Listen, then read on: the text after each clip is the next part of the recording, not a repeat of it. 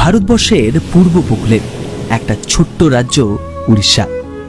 আর এই উড়িষ্যার নাম শুনলেই বাঙালির মাথায় প্রথমে আসে পুরী আর জগন্নাথ মন্দির। কিন্তু এই উড়িষ্যা রাজ্যেরই এমন এক সুন্দর জায়গা যার কথা আজও বহু পর্যটকের কাছেই অজানা, যেখানে পাহাড়, মেঘ, জঙ্গল, নদী রয়েছে। আবার ওই পাহাড় থেকেই ঝরে পড়ছে ছোট বড় সব সুন্দর ওয়াটারফলস। আর উপরই পাওনা সুন্দর এই মনেস্ট্রি। এখানকার সবুজ উপত্যকা, শীতল আবহাওয়া, এমনকি মাঝে মাঝে শীতকালে তুষারপাতের কারণে এটি পরিচিত উড়িষ্যার কাশ্মীর নামেও। এটা দারিংবাড়ি। ভারী বর্ষায় প্রকৃতির দেবতা যেন এই জায়গার ক্যানভাসকে ভরিয়ে তুলেছে মনের মতন রঙে, একেবারে স্বপ্নের মতন। আবার পাহাড়ের ঠিক উল্টো দিকে একই সঙ্গে রয়েছে গোপালপুরের মতন সুন্দর সমুদ্র সৈকত। আর এই সমস্ত আনন্দই মাত্র 3 রাত 4 দিনে চেটে পুটে উপভোগ করতে আমরা 3 বন্ধু বেরিয়ে পড়েছি বর্ষায় দারিংবাড়ি গোপালপুর ঘুরতে।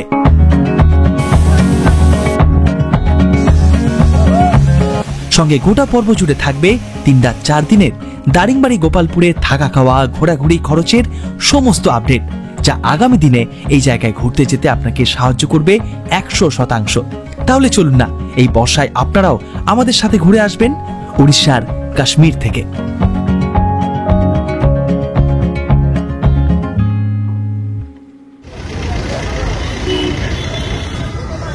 রাত 9টায় হাওড়া স্টেশন পৌঁছেছি। এখান থেকেই আমাদের দারিংবাড়ি যাত্রা শুরু। আর তার জন্যই আমাদের প্রথমে পৌঁছাতে হবে উড়িষ্যার বেরহামপুর। আর আমার এই সফরের সঙ্গী ভিক্টর আর সৌভিক।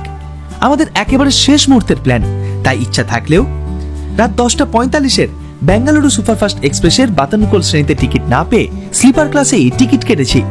এছাড়াও রাত 11:45-এ রয়েছে চেন্নাই সেন্ট্রাল মেল। এই দুটোই একেবারে বেস্ট ট্রেন সকাল সকাল বেরহামপুর পৌঁছানোর জন্য।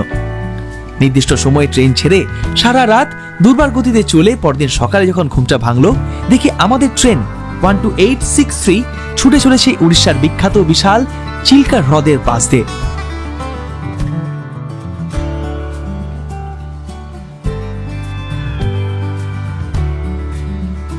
আর খানিক বাদেই নির্দিষ্ট সময় থেকে প্রায় 1.5 ঘন্টা দেরিতে আমরা এসে পৌঁছালাম আমাদের গন্তব্য স্টেশন বেরহামপুর।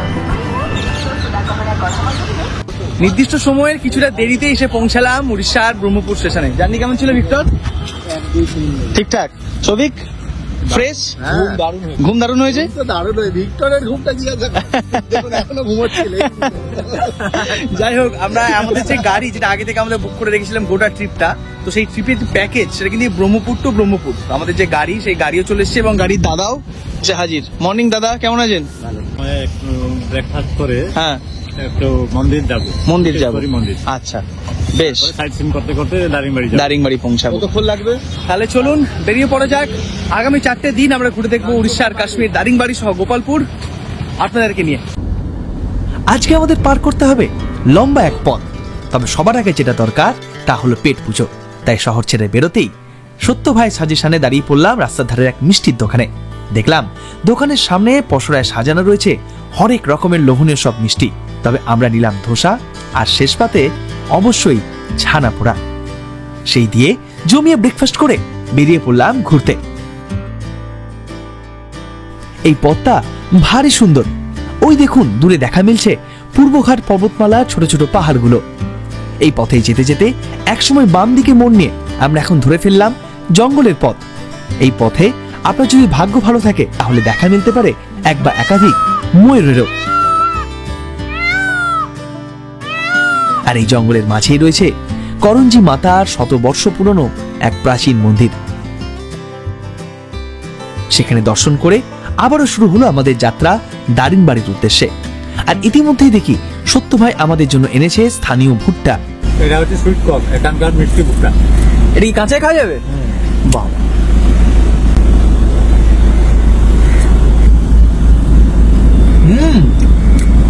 তাই তো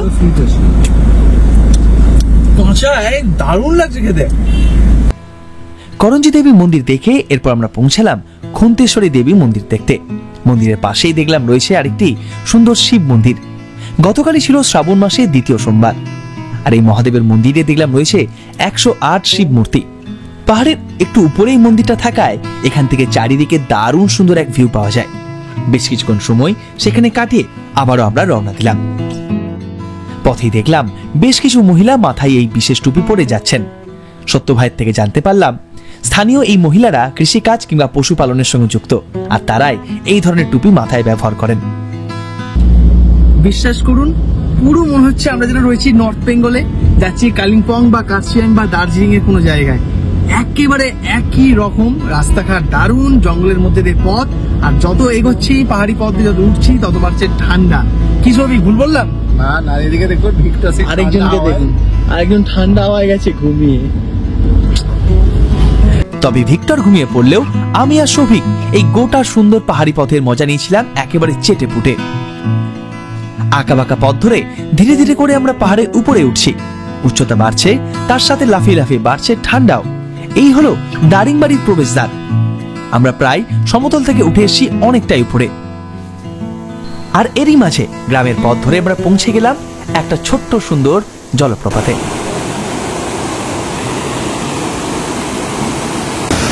আজ আমাদের দারিংবাড়ি ট্যুরের প্রথম দিন আমরা বিভিন্ন জায়গায় ঘুরতে ঘুরতে হোটেল, মানে দারিংবাড়ি হোটেল পৌঁছাবো আর কি। তো এখন যে জায়গাটা পৌঁছেছি তার নাম হচ্ছে হুলহুলা গান্ডা। আগে জায়গাটা দেখায়, বড় অদ্ভুত নাম, তাই না? জায়গাটা দেখুন, কি স্রোত দেখুন, পাহাড়ের উপর থেকে জল এরকম ভাবে স্রোত দিয়ে বয়ে যাচ্ছে, এবং পুরো জলটা দেখুন ঘোলাটে, তার মানে এগুলো সবটাই বৃষ্টির জলে পুষ্ট। এবং আরেকটা জিনিস বলি, এই যে হুলহুলা গান্ডা, হুলহুলা মানে স্থানীয় ভাষায় বিয়ে বাড়িতে সেই আমরা উলু দিই, সেই উলুর যেমন আওয়াজ এই জায়গাটা নাকি সেরকম সারা বছর আওয়াজ থাকে, তাই এই জায়গাটার নাম হচ্ছে হুলহুলা। এবং গান্ডা, গান্ডা মানে হচ্ছে গর্ত বা ডিপ গর্ত। কেন আপনাদের দেখায়, এইরকম পটহোল, আমরা ভূগোলে যে পটহোল পড়েছিলাম, সেই পটহোল এই জায়গায় নানান জায়গায় রয়েছে, সেইটার জন্যই এই জায়গার নাম গান্ডা। হুলহুলা এবং গান্ডা মিক্স করে হুলহুলা গান্ডা। এবং আরো একটা দারুণ জিনিস আপনাদের দেখায়, এই দিকে আসুন।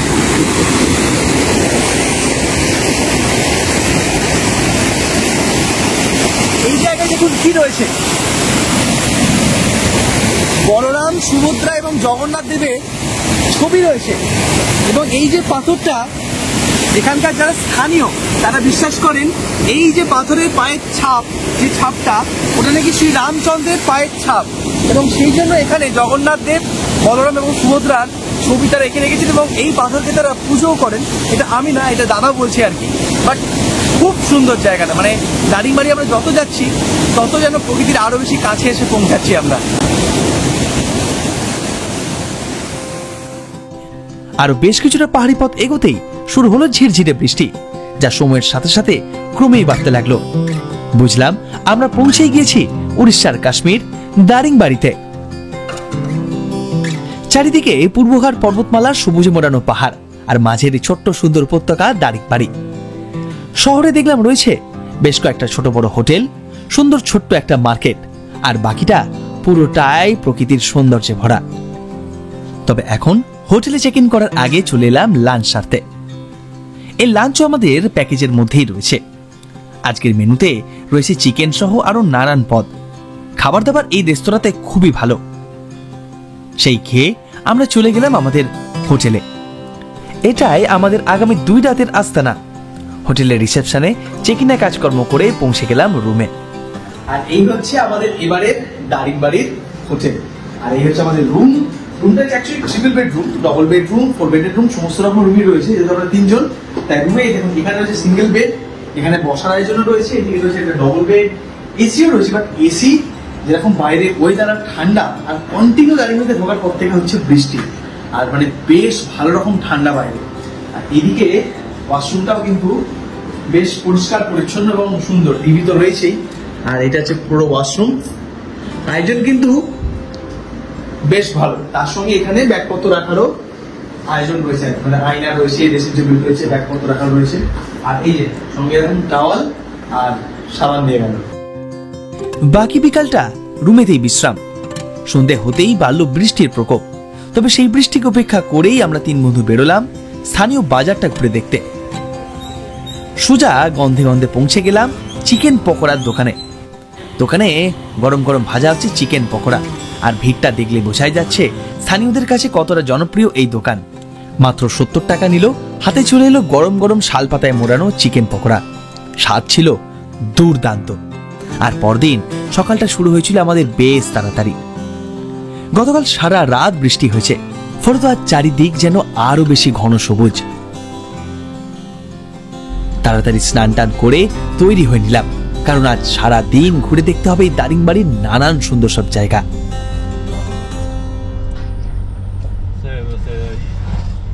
সুপ্রভাত। দারিংবাড়ি থেকে একটা নতুন সকালে আপনাদের সকলকে স্বাগত জানাচ্ছি। আজ আমাদের এই ট্যুরের দ্বিতীয় দিন, আর দ্বিতীয় দিন একেবারে সকাল সকাল স্নান টান করে আমরা বেরিয়ে পড়েছি সারা দিন দারিংবাড়িকে ঘুরে দেখবো বলে। আজকে সকালের আবহাওয়া কিন্তু বেশ সুন্দর, বেশ সুন্দর, মানে পুরো মেঘলা, ঝিরিঝিরি মাঝে মাঝে বৃষ্টি হচ্ছে, ঠান্ডা হাওয়া দিচ্ছে, দারুণ। আমি যখন ছাদে ড্রোন ওড়ালাম পুরো মনে হলো যেন মহারাষ্ট্র না হলে মেঘালয়ে আছি, কিন্তু না, এটা না মহারাষ্ট্র, এটা না মেঘালয়, এটা উড়িষ্যা। এটা উড়িষ্যার কাশ্মীর, দারিংবাড়ি। সকাল 8টায় হোটেল থেকে বেরিয়েছি। গোটা দিন আজ ঘুরে দেখবো উড়িষ্যার এই কাশ্মীরকে। তবে সবার আগে আমাদের গন্তব্য কফি বাগান। কফি বাগানে প্রবেশ মূল্য জনপ্রতি 10 টাকা করে। কেরালা কিংবা ভাইজাগ আরকুর মতন এই দারিংবাড়িতেও চাষ হয় কফির। দেখুন কি সুন্দর কফির ছোট ছোট বীজ ধরে রয়েছে প্রতিটা গাছে। তবে শুধু কফি না, এই গোটা বাগানে চাষ হয় গোলমরিচ সহ বিভিন্ন মশলার। আর তারই ছোট্ট একটা দোকান রয়েছে এই কফি বাগানের বাইরে, যেখানে এই বাগানে চাষ হওয়া বিভিন্ন মশলা আপনি পাবেন কিনতে। দামও বেশ সস্তা, আর যে কফি এনেছিলাম তাও স্বাদে বেশ ভালো। কফি বাগান দেখেই এরপর আমরা পৌঁছালাম পাইন ফরেস্টে।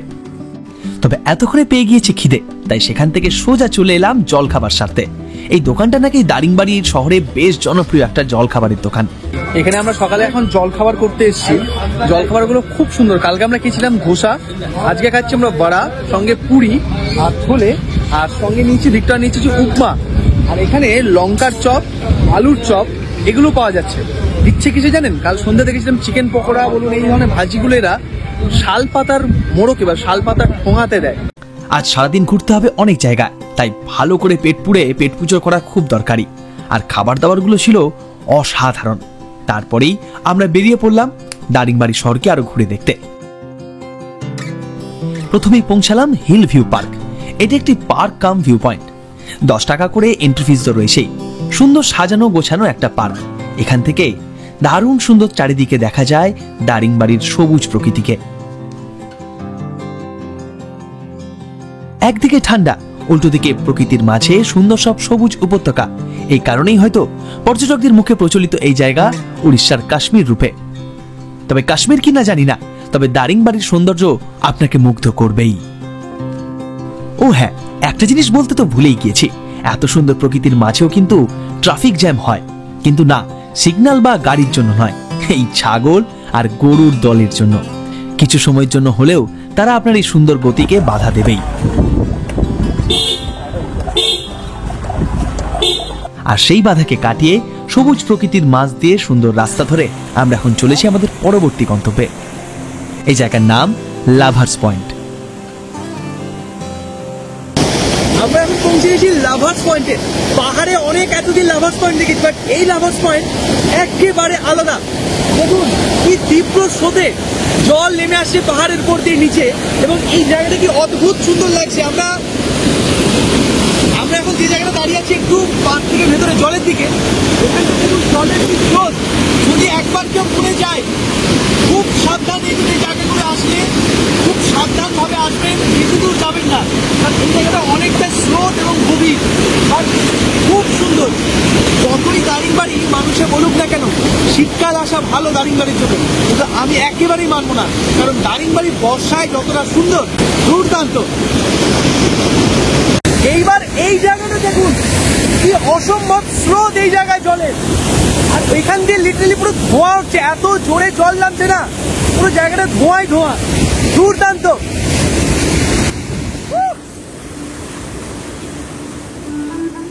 আর কিছু সময় পর এই দারিংবাড়ি যে আমাদের কি উপহার দিতে চলেছে তা ততক্ষণেও বিন্দুমাত্র টের পাইনি আমরা কেউই। বর্ষার দারিংবাড়িতে যেন প্রকৃতির দেবতা তার ক্যানভাসের সমস্ত রং উজাড় করে দিয়েছে মন প্রাণ ভরে। এঁকেছেন এক স্বপ্নের ছবি।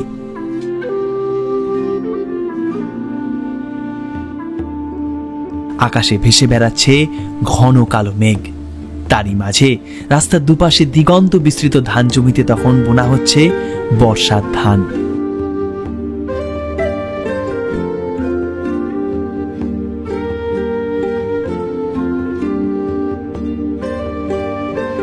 আর এসবেরই মাঝে মেঠো রাস্তা ধরে আমরা পৌঁছে গেলাম আমাদের পরের গন্তব্যে। এই দারিংবাড়ি ভ্রমণের তালিকায় রয়েছে প্রচুর ঝর্ণা, তারই একটা দেখতে এলাম এখন। একটা দারুণ সুন্দর পরিবেশ দিয়ে এলাম, এখন এসে পৌঁছেছি মৃগুমা ওয়াটারফলস। এই দারিংবাড়ি ট্যুরে আপনারা প্রচুর ওয়াটারফলস দেখবেন, আগামীকাল আমরা আরো অনেকগুলো দেখবো। আজকে আমাদের আইটেমতে একটাই রয়েছে, চানও করবো আমরা, আগামীকাল সেটা করবো, বাট আজকে যেটা এসেছি সেটা হচ্ছে মৃগুমা ওয়াটারফলস। এখানে আমাদের গাড়ি দাঁড়িয়ে, এখান থেকে কতটা নিচে নামতে হবে দাদা? আচ্ছা, সত্যদার সাথে তো পরিচয় করায়নি, সত্যদা একবার হাই বলে দাও। সত্যদার তত্ত্বাবধানেই কিন্তু আমরা এবারে গোটা এই দারিংবাড়ি ট্যুর করছি। আচ্ছা, আমাকে একটা কথা বলো, বেশিরভাগ গেস্ট কখন আসে দারিংবাড়ি ঘুরতে? শীতকালে? জুলাই থেকে মার্চ পর্যন্ত বেশ থাকে না? তুমি কখন সাজেস্ট করছো মানুষকে আসার জন্য এই দারিংবাড়ি যদি অ্যাকচুয়াল দেখতে হয়? আমার মতে বর্ষাকাল, সেপ্টেম্বর অক্টোবর আসলে ভালো লাগে না? আর এই সময়? এই সময়ও ভালো লাগে, সুন্দর, সব গ্রিনারি, ওয়াটারফলে জল থাকবে, তারপর বৃষ্টি পড়ছে, ঝিরঝিরি ঠান্ডা আছে, ভালো। যাক, আমরা এখন কতক্ষণ নিচে নামবো? এটাতে 400 মিটার রাস্তা। এমনি ভালো, এমনি ট্রেক রাস্তা, পাথুরে মাটির রাস্তা। চলুন।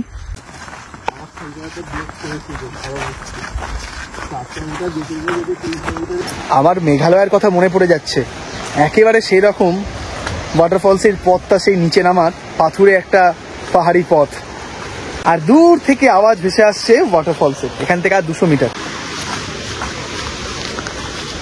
আর এই দেখুন, এখানে এসে প্রচুর উইয়ের ঢিবি, এগুলো সব উইয়ের ঢিবি প্রচুর আছে চারিদিকে। আমার হাতেই তো আবার জলের বোতলটা দিয়েছি, যাতে আমি আমার আসতে দেরি হচ্ছে সেটা বলে দিস, কারণ আমরা তো জলের বোতল। সবই কেমন লাগছে এই ছোট্ট হাইকটা করে? দারুণ লাগছে। মেঘালয় যাবি? মেঘালয় এরম 50টা আছে, হ্যাঁ এরম 50 খানা আছে। তোমার জলের বোতলটা দিবে না, শুধু দেখে নিতে।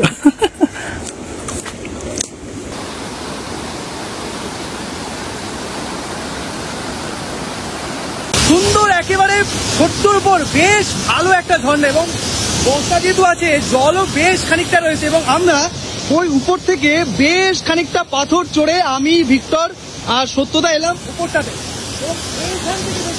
কি সুন্দর ঝরে পড়ছে ঝর্ণা।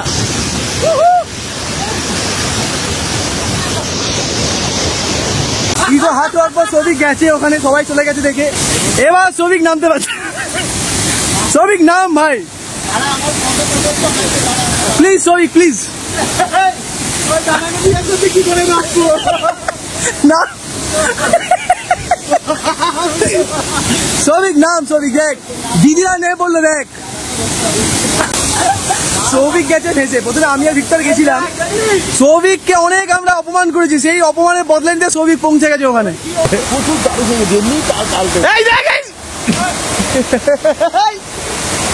অসাধারণ ভাবে সৌভিক নামছে।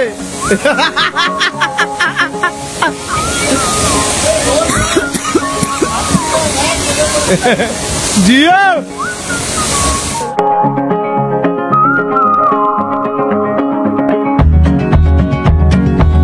আমরা বন্ধুরা যেখানেই ঘুরতে যাই, প্রত্যেকটা ট্রিপে ঠিক এমন ভাবেই মজা করি। দারিংবাড়িও তার ব্যতিক্রম হয়নি।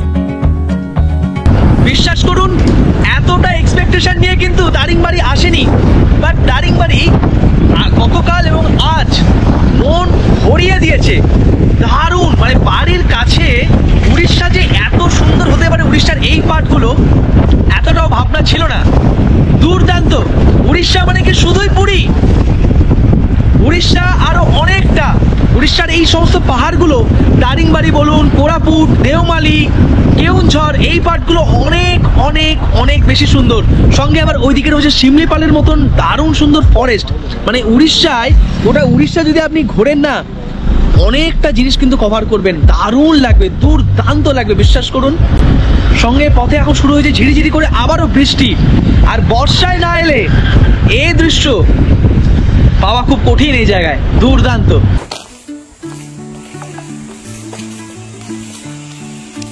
আমরা থামলাম দুপুরে লাঞ্চের জন্য মান্দাসুরু টুরিস্ট প্যালেসে। এটা একটা গভর্নমেন্টের স্টেজ জায়গা, এখানেই কিন্তু আজকে দুপুরের লাঞ্চটা আপনারাও সারবেন। দারিংবাড়িতে প্রকৃতির মাঝে মেঘেদের স্পর্শে এটা উড়িষ্যা ট্যুরিজমের একটা দারুণ আস্তানা থাকার। আর এখানেই আমাদের আয়োজন আজ দুপুরের খাওয়া দাওয়ার। আয়োজনও কিন্তু দুর্দান্ত, একেবারে স্থানীয় কায়দায় শালপাতাতে। কোনো অংশে আপনাদের মনে হবে কি যে আমি উড়িষ্যার কোনো অংশে বসে রয়েছি? মনে হচ্ছে না উত্তরবঙ্গের কোনো লাভা, ঋষভ বা কালিম্পংয়ের কোনো জায়গা বা সিকিমের কোনো জায়গাতে বসে আমি এখন লাঞ্চ করছি? একেবারেই নয়। যদিও আমরা উড়িষ্যার দারিংবাড়িতে রয়েছি আর খাচ্ছি, যেখানে আমাদের চারিদিকটা মেঘে ঢাকা। মেঘে ঢাকা মানে একেবারেই ঢাকা, কন্টিনিউ। এই দিকটা দেখুন মেঘ আসছে, আর তার মাঝখানে আমরা এখন যে খাবারটা খাচ্ছি একেবারে এখানকার স্থানীয় কায়দায়, যদিও টেবিলে বসেই, তবে শাল পাতায় খাবার, এবং তার সঙ্গে রয়েছে দেশি মুরগির ঝোল।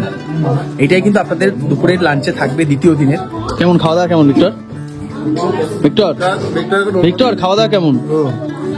খাবার দাবার তো দারুণ, দেশি মুরগি অসাধারণ একটা পরিবেশের ভেতর বসে আমরা প্রায় 2-3 রকমের সবজি আছে, ভাজা আছে, চিকেন আছে, আর চাইলেও পাওয়া যাচ্ছে। আলাদা কিন্তু দারুণ লাগে। আর আশপাশের পরিবেশটা আশপাশের পরিবেশ তো দারুণ, যেরকম নেচার সেরকম লোকজন ভালো। খাওয়া দাওয়া শেষ হতেই ঝমঝমে নামলো বৃষ্টি।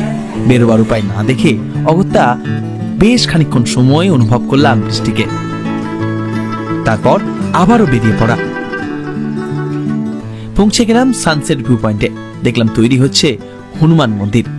এখান থেকে অন্যান্য দিন পরিষ্কার আকাশ থাকলে দারুণ সুন্দর দেখা যায় সানসেট, তবে আজ আর তার কোনো উপায় নেই। আর এইভাবেই শেষ হয়েছিল আমাদের দারিংবাড়ি ঘোরার দ্বিতীয় দিনটাও। আর পরদিন শুরু হলো সকালটা আরো তাড়াতাড়ি। একেবারে হোটেল চেক আউট করে ব্যাগপত্র নিয়ে আমরা উঠে পড়লাম গাড়িতে, কারণ আজ আমাদের দারিংবাড়িকে বিদায় জানিয়ে এগিয়ে চলতে হবে আমাদের পরের গন্তব্যের জন্য। সুপ্রভাত, দারিংবাড়ির একটা নতুন সকালে আবার আমরা বেরিয়ে পড়েছি ঘুরু করতে। আজকে জার্নিটা অনেকটা লম্বা, তবে আজকে আমরা দারিংবাড়িকে বিদায় জানিয়ে ফেলেছি অলরেডি। হোটেল চেক আউট করে ব্যাগপত্র গাড়িতে নিয়ে আজকে জার্নিটা কত লম্বা? 250 কিলোমিটার। আমরা প্রথমে কোথায় যাব আজকে? Rainbow waterfalls. আর আজকে অনেকগুলো ওয়াটারফলস দেখবো, তাই না? আজকে কিন্তু সারাদিন অনেকগুলো ওয়াটারফলস দেখবো এবং আমাকে নিয়ে আচ্ছা, তারপর আমরা বিকালে গিয়ে পৌঁছাবো গোপালপুর সি বিচ। আর এইদিকে ভিক্টর রেডি ভাই? আর পায়ে একটু চোট, ভিক্টর কালকে পায়ে চোট খেয়েছে, আমাকে অত বললো যে পড়ে যাবি ভাই বলে নিজেই পায়ে চোট খেয়ে বসে আছে। আর তুই কি আজকে রেডি আরেকবার ওয়াটারফলস এর ওঠার জন্য? আমি সবসময় রেডি। কি বলতো, আমি সবসময় খেলার মধ্যে থাকি, দেখে নিবি। বলছি দারিংবাড়ি কেমন লাগছে? দারিংবাড়ি দারুণ জায়গা। খেলার ভেতর কি খেলার ভেতর? ভিক্টর দারিংবাড়ি কেমন লাগলো? ভালো জায়গা, দারিংবাড়ি খুবই ভালো জায়গা। বর্ষাকালে দারুণ, চারিদিকে সবুজ একদম। চলুন আজ আরো সুন্দর সুন্দর জায়গা আপনাদের ঘুরিয়ে দেখাবো ওই দারিংবাড়ির। তারপরে আমরা যাব গোপালপুর। মানে একটাই ট্রিপ, একদিকে পাহাড়, একদিকে ঝর্ণা, একদিকে জঙ্গল, অন্যদিকে সমুদ্র সৈকত।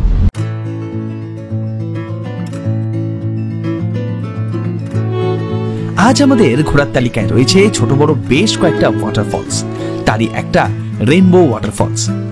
আর তার জন্যই প্রধান রাস্তা ছেড়ে এবার আমার ধরে ফেলতে হলো গ্রামের মেঠো পথ।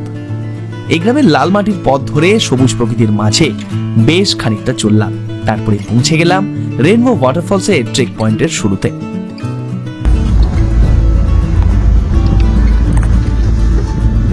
এই যে আমাদের হাঁটা শুরু, আমি ভিক্টর, সত্যদা আর সৌভিক। কতটা নিচে গো সত্যদা? 500 মিটার। সত্যদার একটা ব্যাপার দারুণ, সেটা হচ্ছে গেস্টদের সঙ্গে ব্যবহার, যেটা খুব দরকারি। আর কারণটা হচ্ছে যারা নতুন এখানে আসছে তাদের সঙ্গে সবকিছু সহযোগিতা করা, সব জায়গা ঠিক করে নিয়ে যাওয়া, ঘুরিয়ে দেখানো, এই জিনিসটা সব থেকে বেশি ভালো। আমরা আরো বেশি এনজয় করছি ওই জন্য দারিংবাড়িকে। আওয়াজ শুনতে পাচ্ছি কিছু একটা, ছোট্ট ছড়ার আওয়াজ পাচ্ছি আর কি। আর এখান থেকে এবার একটু পথ শুরু। হাই ভিক্টর, সৌভিক, আজ সারাদিনে কিন্তু এরকম অনেকগুলো আছে।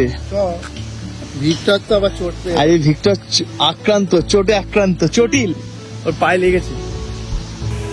তখনও জানি না ওয়াটারফলসটা কতটা সুন্দর হবে, তবে ওয়াটারফলসে পৌঁছানোর রাস্তাটা কিন্তু অপূর্ব সুন্দর। দারিংবাড়ি যতটা সুন্দর ততটা কিন্তু রোমাঞ্চে ভরা। মানে এই যে প্রত্যেকটা ঝর্ণাতে এই যে নামার রাস্তা, কোনো না কোনো বাধা বিপত্তি রোমাঞ্চ আসবেই, সেইটাই আপনাকে পেরোতে হবে। এটাই তো দারিংবাড়ি। দাদা সৌভিকের জন্য লাঠিটা দিয়েছে, লাঠিটা দেখা সৌভিক একবার। সৌভিক লাঠিটা দেখা একবার। এই তো পুরো লাঠি নয়, পুরো মারা লাঠি মনে হচ্ছে। মারবি নাকি আমাদের? এই পথ দিয়ে আমাদের নিচে নামতে হবে এখন। মিনিট 15 এরকম রোমাঞ্চে ভরা পাথুরে পাহাড়ি পথ পেরিয়ে আমরা পৌঁছালাম সেই রেনবো ওয়াটারফলসের সামনে।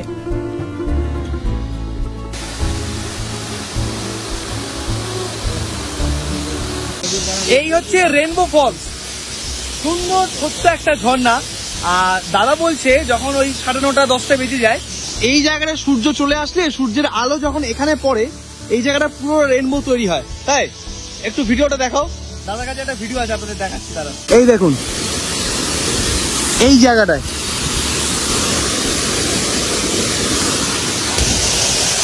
কি অদ্ভুত সুন্দর দেখুন, উপর থেকে ঝরে পড়ছে। আর এখানটা দাঁড়ালে পুরো ভিজে যাবেন আপনি, পুরো। তাই এইরকম জ্যাকেট ক্যারি করার চেষ্টা করবেন। দারুণ। এই ধরনের ট্রেক বা ঝর্ণা আছে বলেই আমার এই জ্যাকেটটা পরে আসা। এটা ডিক্যাথলনের জ্যাকেট, এবং এটা পুরোটা একটা রেইন জ্যাকেট। যারা বাইক চালান, যারা আমাদের ট্রেক করেন বা এই ধরনের ট্রিপে যান, তাদের জন্য এটা দারুণ। প্রথম কথা, হালকা ঠান্ডা থেকেও বাঁচাবে। দ্বিতীয় কথা, পুরোটা হচ্ছে ওয়াটারপ্রুফ। পুরো জিনিসটা দেখুন ওয়াটারপ্রুফ। এবং এই যে ডিজাইন, এটা যদি আপনি নাইটেও যদি বাইক চালান, আলো পড়লে রিফ্লেক্ট করবে, মানে রিফ্লেক্ট ডিজাইন। পলিয়েস্টার, এটাও কিন্তু দুর্দান্ত। মানে ধরুন হালকা ঠান্ডা হোক কিংবা মনসুনের কোনো ট্রিপ, এই জ্যাকেট কিন্তু আপনি ইউজ করতেই পারেন। এই প্রোডাক্টের লিঙ্ক ডেসক্রিপশনে দেওয়া রয়েছে, আপনারা সেখান থেকে কিনতে পারেন অথবা নিয়ারেস্ট যে কোনো ডিক্যাথলন স্টোর থেকে পারচেস করতে পারেন। হচ্ছে গুহা, টাইগার গুহা।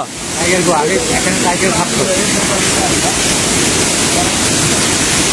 এই যে গুহা, এই গুহাতে নাকি একখানে বাঘ থাকতো, সেই জন্য নাম হয়ে গেছে টাইগার গুহা। এখন থাকে টাইগার, থাকে আর টাইগার আছে। সৌভিক যাবি নাকি? সৌভিক আরে আমি তো ছিলাম ওখানে। বর্ষায় এই সমস্ত জায়গার জল অনেক অংশে বেড়ে যায়, তার সঙ্গে বাড়ে ভয়ও। একটু সতর্ক না হলেই এ সমস্ত জায়গায় চলতে গিয়ে পিছলে পড়তেও পারেন, তাই অবশ্যই সাবধানতা অবলম্বন করবেন। রেনবো ওয়াটারফলস দেখে সুন্দর আঁকা বাঁকা পাহাড়ি পথ ধরে আমরা চললাম আমাদের পরের গন্তব্যে। তবে তার আগেই একটা ভিউ পয়েন্ট দেখে বেশ মনে ধরল। বসে বেশ খানিকক্ষণ সময় আড্ডা দিলাম 3 বন্ধু, সঙ্গে ধরলাম বাংলা গান। আর তখনই ঘটলো একটা মজার ঘটনা। তুমি ক্ষমা করে দিও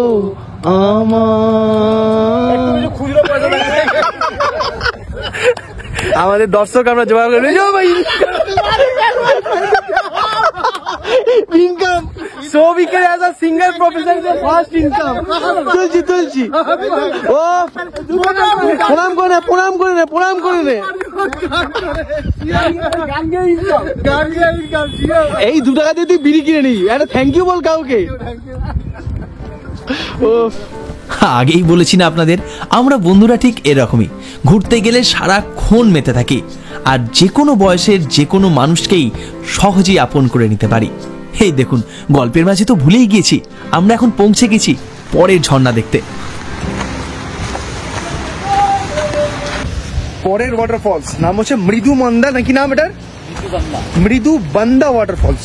আচ্ছা, এইটা কিন্তু নামার জন্য সিঁড়ি রয়েছে, একদম পরিষ্কার সিঁড়ি। তাই ভিক্টরের পায়ে লেগেছে, ভিক্টরের আঘাতপ্রাপ্ত হয়ে গাড়িতে বসে আছে। আপনারা কোনো তাড়াহুড়ো করবেন না, একদম।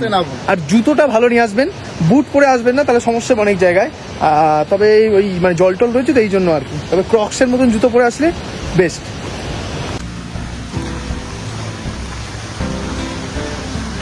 এই দারিংবাড়ির প্রত্যেকটা ওয়াটারফলস একেবারে প্রত্যেকটা থেকে আলাদা এবং প্রত্যেকটা অপূর্ব সুন্দর। একটা ট্রিপ, পাহাড় আছে, জঙ্গল আছে, এরকম সুন্দর সুন্দর নানান অনেক ঝর্ণা আছে, আর প্রচুর মজা, প্রচুর খাওয়া দাওয়া, দারুণ সুন্দর এই দারিংবাড়ি ট্যুর। আমরা এখন যে মৃদুবন্দা ওয়াটারফলসে এসেছি, এটাও বেশ সুন্দর। হাইটে এখানকার পথগুলো ছোট বাট বেশ সুন্দর। এবং মেঘালয়ের মতন কিন্তু এখানে দেখলাম ওই নীল জল নেই, বর্ষার তো এখন এখন ঘোলাটে জল, তবে সাবধান, এখানে কিন্তু প্রচুর শুয়োপোকা আছে। সবিক, শুয়োপোকা বাট ফলসটা দেখুন यार, দারুণ ফলস, দুর্দান্ত লাগছে দেখুন।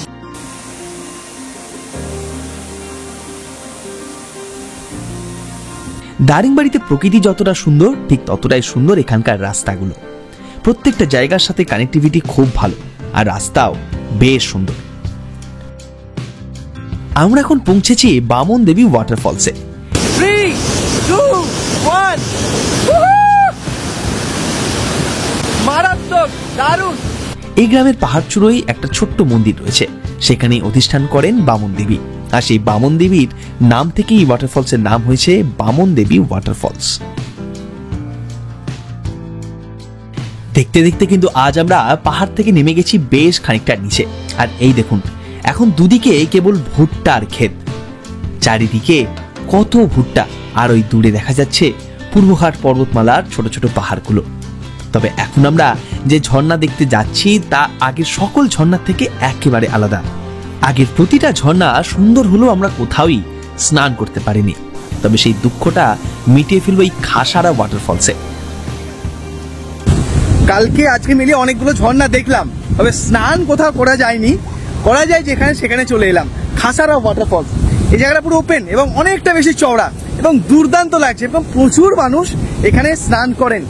তো সেই রকম আয়োজন নিয়ে আসবেন, আমরা সেরকম আয়োজন নিয়ে এসেছিলাম। একদম দেশি স্টাইলে জামা প্যান্ট চেঞ্জ করে নিচ্ছি এখানে, দিয়ে এবার যাচ্ছি ঝর্ণায় স্নান করতে।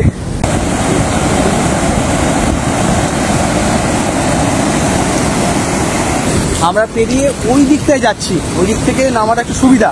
আর এখানে পেরিয়ে যাচ্ছি একদম যে ঝর্ণার জল, তার মধ্যে পেরিয়ে ঠান্ডা রয়েছে, কিন্তু বেশ ভালো রকম জলটা, দারুণ মজা হচ্ছে। বিশ্বাস করুন, দারিংবাড়ি ট্যুর আমি যতটা এক্সপেক্ট করেছিলাম তার থেকে অনেক গুণে সে ছাপিয়ে গিয়েছে, এবং দারুণ মজা। ফ্যামিলি ট্রিপ হোক, বন্ধুবান্ধব নিয়ে হোক, দারিংবাড়ি খুব আনন্দদায়ক একটা ট্রিপ। সব কিছু রয়েছে এখানে, রোমাঞ্চ রয়েছে, মজা রয়েছে, প্রকৃতির সৌন্দর্যতা রয়েছে, খাওয়া দাওয়া রয়েছে, সঙ্গে এরকম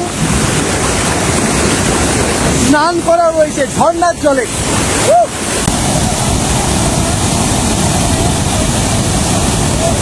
জলের যা ফোর্স আছে আর যা ডিজাইন এই ওয়াটারফলসটার, চান করে সেই মজা। বলছি, এই দারিংবাড়িতে কি একটা জায়গায় চান করা যায় না আরো জায়গায় চান করা যায়? একটা জায়গাতেই, মানে এটাকে এই বর্ষার সময় এরা তো পাওয়া যাবে, তাই তো? স্নান করা জল থাকে। খাসারা ওয়াটারফল, গরম থেকে তো কম থাকবেই। দেখুন এখানে সব এসছে, এরা উড়িষ্যা থেকে এসছে, কি মজা করছে দেখুন। এবার তাহলে নামি আমরা স্নান করতে এখানে।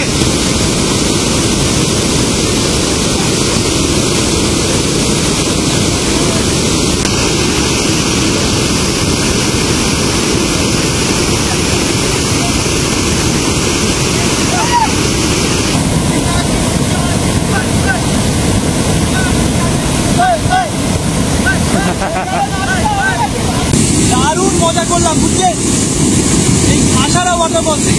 সত্যতা বললো স্থানীয় ভাষায় খাসারা মানে হচ্ছে হড়কে যাওয়া বা পিচ্ছিল। সত্যি হড়কে যাওয়ার মতন ওই জায়গাটা যাওয়াটা বেশ চাপের, এবং পা টিপে টিপে যেগুলি যাচ্ছি তাও হড়কে যাচ্ছি, এতটা স্লিপারি আর কি। সেই জন্য আমাদের খাসারা বাট ভাই অসাধারণ, দারুণ মজা করলাম। ফ্যামিলি হোক, বন্ধুবান্ধব হোক, প্রিয়জন হোক, দারিংবাড়ি আপনাকে আনন্দে ভরিয়ে দেবে। অসাধারণ ট্রিপ করছে, দারুণ, দুর্দান্ত।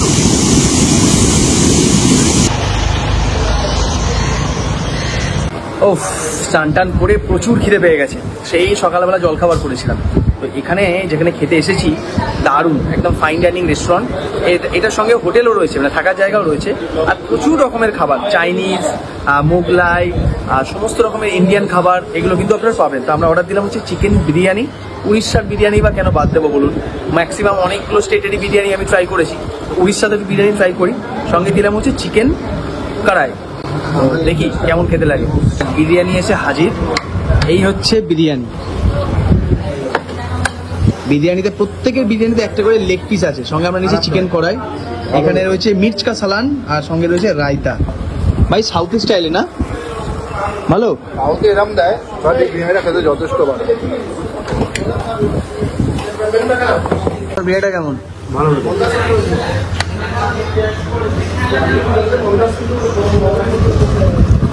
দেখে তো আমার বেশ ভালোই লাগছে আর কি, আর স্মেলটাও সেই কন্যাকুমারী দেশে আমি আর অল্প বিরিয়ানি খেয়েছিলাম না, খানিক সেরকম। আমার জিভে জল আসছে, খেয়ে নি। হ্যাঁ প্লিজ। আমরা এখন যে জায়গায় দাঁড়িয়ে রয়েছি তার নাম চন্দ্রগিরি।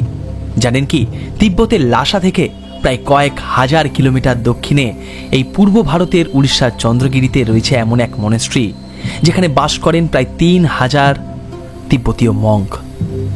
এই মনেস্ট্রির নাম জিরাং মনেস্ট্রি। 1959 সালে তিব্বতে চীন আক্রমণ করলে 14তম দলাই লামা সহ প্রায় 85,000 তিব্বতী ভারতের বিভিন্ন স্থানে আশ্রয় নিতে বাধ্য হন। আর তারপরই উড়িষ্যার দক্ষিণে বেরহামপুর থেকে প্রায় 85 কিলোমিটার দূরে চন্দ্রগিরিতে প্রতিষ্ঠিত হয় এই মনেস্ট্রি 2010 সালে, যা উদ্বোধন করেছিলেন দলাই লামা নিজেই। তবে এইবার হাতে সময় কম থাকায় এই জায়গা অত ভালো করে ঘুরতে পারলাম না। তবে খুব শীঘ্রই ফিরবো এই জিরাঙে, তখন ভালো করে আপনাদের ঘুরিয়ে দেখাবো এই দারুণ সুন্দর জায়গা। সেদিন এই মনেস্ট্রি থেকে বেরোতে হয়ে যায় বেশ সন্ধে, আর সন্ধে নামার সাথে সাথেই আমরা রওনা দিই গোপালপুরের উদ্দেশ্যে। রাত 9টা নাগাদ পৌঁছায় গোপালপুর। এই যে ডান দিকে, এটা হলো গোপালপুরের প্রধান সমুদ্র সৈকত। সমুদ্র সৈকতের পাশেই বসেছে সন্ধ্যাবেলা বিচ মার্কেট, আর এই বিচ মার্কেটের একদম গায়ে আমাদের এইবারের গোপালপুরে থাকার আস্তানা। হোটেলটা একেবারে বিচের উপর, আয়োজনও মোটামুটি সাধারণ মানের। তবে দেখলাম আমাদের ঠিক হোটেলের সামনেই রয়েছে এই সমুদ্র। কতটা সুন্দর জায়গায় সেটা দেখাবো আপনাদের কাল সকালে। তবে একটা জিনিস দেখলাম, এখানে কিন্তু পুরীর মতো অনেকটা রাত ধরে কিন্তু এই বিচের দোকানগুলো খোলা থাকে না। 9টা সাড়ে 9টার মধ্যেই বন্ধ হয়ে যায়, এবং পুলিশ এসে বিচে যারা রয়েছেন তারা সবাইকে উপরে পাঠিয়ে দিল আর কি। মানে পুরী, দীঘা, মন্দারমণি এর মতন ওই রকম রাত্রেবেলা এখানে বিচে থাকতে আপনাকে দেবে না, আর সব দোকান বন্ধ। আর একটা জিনিস জানলাম, এই গোপালপুরের উপরেই তো ওই ঝড়গুলো, ঘূর্ণিঝড়গুলো বেশিরভাগ ল্যান্ডফল হয় বা খুব এফেক্ট করে এই গোপালপুরকে। তাই এই রিজিয়নটা, গোপালপুরের মেন বিচের আশপাশে না কোনো নতুন হোটেল আর সরকার বানাতে দিচ্ছে না, পুরোনো হোটেলগুলোই আছে। তাই অধিকাংশ হোটেলে দেখলাম ওই মেনটেন্যান্সের একটু অভাব, পুরোনো গোছের। বাট ওই বিচের উপর থাকতে গেলে আপনাকে এই ধরনের হোটেলেই থাকতে হবে। আদারওয়াইজ গোপালপুরের ওই দিকে বিচ থেকে বেশ কিছুটা ভেতরে বড় বড় রিসর্ট, নতুন নতুন লাক্সারি রিসর্ট তৈরি হয়েছে, তো বিচের উপর। পরদিন সকালে যখন ঘুমটা ভাঙলো, রুমের বাইরে বেরিয়ে দেখি বাইরে তখন দিগন্ত বিস্তৃত সমুদ্রের বড় বড় সব ঢেউ। Good morning from Gopalpur.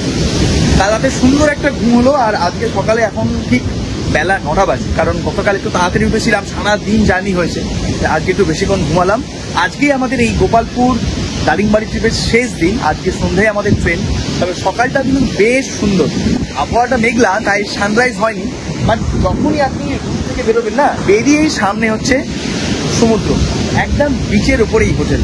But হোটেলগুলো না, এখানে হোটেলগুলো এই হোটেলগুলো খুব সাধারণ মানের, খুব বেশি চাকচিক্য নেই, লাক্সারি নেই, একেবারে সাধারণ মানের, বাট লোকেশন দুর্দান্ত। অনেকে দেখলাম স্নান টান করছে এখানে সকালবেলায়, দেখুন এখানেও বেশ কিছু স্নান করছে। আর ওইদিকে লাইট হাউস, ওইদিকে বিচ মার্কেট বসেছিল সন্ধ্যেবেলা, ছোট্ট বিচ মার্কেট। এইটা হচ্ছে গোপালপুর বিচের মেন এরিয়া আর কি, আর এইটা আমাদের থাকার জায়গা ছিল। ঠিকঠাক সুন্দর, ঢেউ কিন্তু এখানে বড় বড়। মানে যদি আপনার কাছে সময় থাকে বা আজকে দুদিন যদি সকাল সকাল উঠতে পারেন, তাহলে জল তো খুব কাছে, জোয়ার আছে এখন, স্নানটা কিন্তু এখানে সমুদ্রে করে নিতে পারেন। তবে আমরা করলাম না, কারণ কালকে ঝর্ণায় খুব সুন্দর স্নান করেছি। সৌভিক ঘুম হয়েছে? মাসাজ করাবি নাকি? আর কেমন সমুদ্রটা কেমন? সমুদ্রটা দারুণ, অনেক কয়েকজন চান করছে, কিন্তু সমুদ্রটা মনে হয় ঢেউটা অনেকটা বেশি। হ্যাঁ ঢেউ বেশি, আমাদের সময় থাকলে আমরা স্নান করতে পারতাম, তাই না? আজকে সময় তো নেই, কিন্তু ঢেউটা এখানে অনেকটা বেশি, মানে কাছাকাছি যাওয়াটাই ভালো। তবে রুমগুলো খুব সাধারণ মানের, রুমগুলো হ্যাঁ, তবে লোকেশনটা ভালো। লোকেশনটা খুবই ভালো, একদম বিচের পাশে, বিচের সামনে।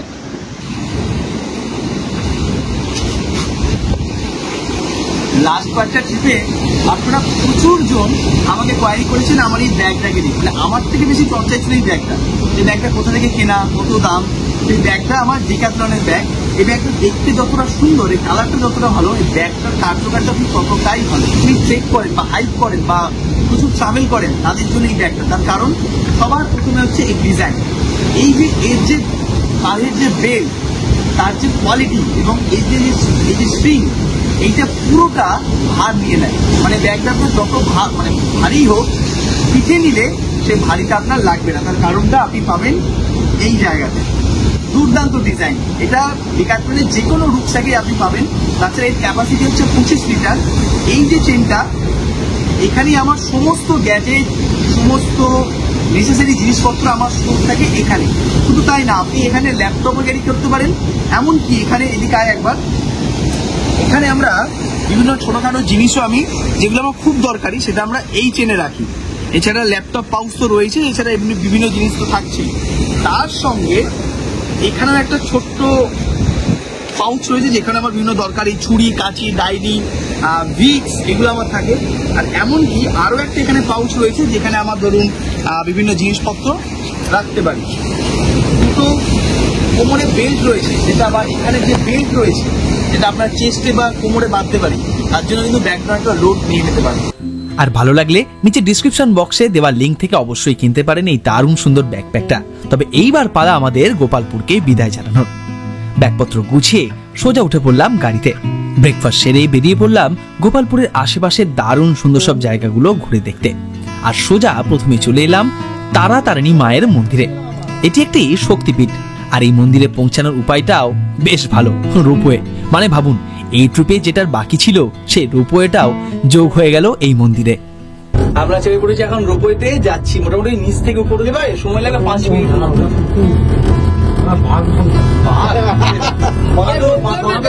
বাঁদর, এখানে প্রচুর বাঁদর আছে, জানেন তো, খুব সাবধান। যেমন আমরা সৌভিকের থেকে সাবধান হয়ে আছি।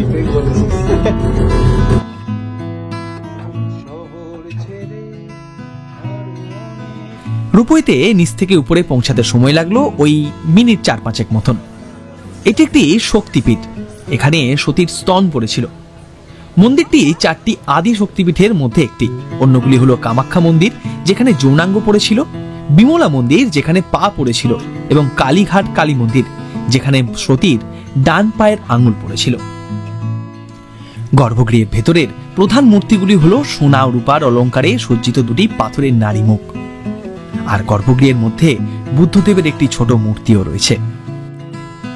তবে এখন তারাতারিণী মায়ের মন্দির দেখে আমরা পৌঁছে গেছি উড়িষ্যার সেই বিখ্যাত চিল্কা হ্রদে। এখানে এখন আমরা চিল্কা লেক দেখতে এসেছি, আর এখানে ভিক্টর এখন কিনছে সানগ্লাস।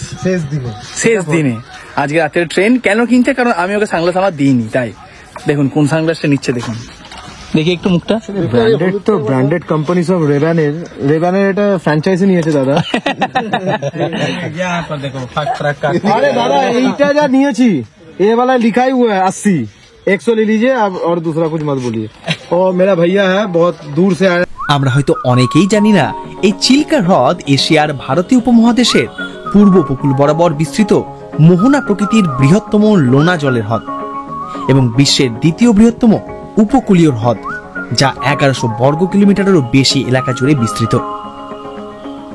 তবে আমরা এখন চিল্কা যে জায়গায় দাঁড়িয়ে রয়েছি, এদিকে নাম রম্ভা। বেশ খানিকক্ষণ সময় 3 বন্ধু এখানে সময় কাটিয়ে চলে গেলাম দুপুরের লাঞ্চ সারতে। আজই আমাদের দারিংবাড়ি ভ্রমণের শেষ দিন, রাতেই রয়েছে বাড়ি ফেরার ট্রেন। আচ্ছা ভাবুন তো, শেষ 2 দিনে আমরা এই গোটা ট্রিপে কি কি না দেখিনি। আর এখন আমরা একেবারে ট্রিপটা শেষ করব আরিয়াপাল্লি বিচ দিয়ে।